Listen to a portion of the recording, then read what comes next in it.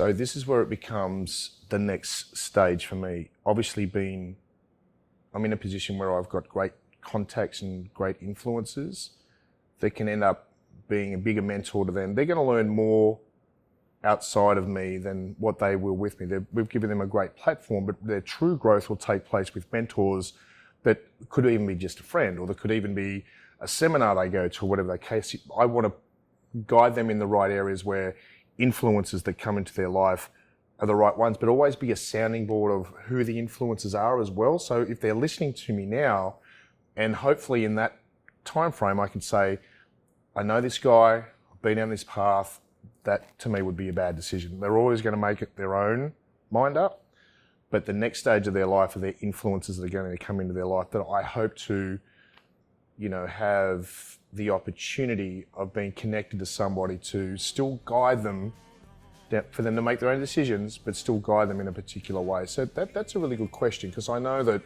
if you look back of the men in your life that influenced you when you were at 16, might have been a football coach, or at 21, it might have been, your best friend's brother that did something. There's always some sort of male figure that gave you that moment to twist you just a little bit to be a better person, or to be more defined, or whatever the case is. And that's important that they find their own, but just to have other influences that I know that could be great people is still going to be a part, because one of them are going to say, oh, Dad, I'd love to try and do this.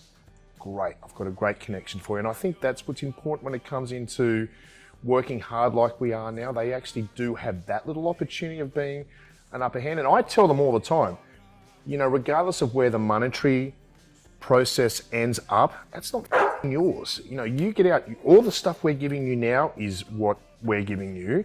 You start your own business, you create your own opportunities and get out there. Now, this is where it's a little bit of a grey area. Dad, I'm looking at this company, I've got these business partners, we need capital, we can look at paying it back over 3 years at 10%.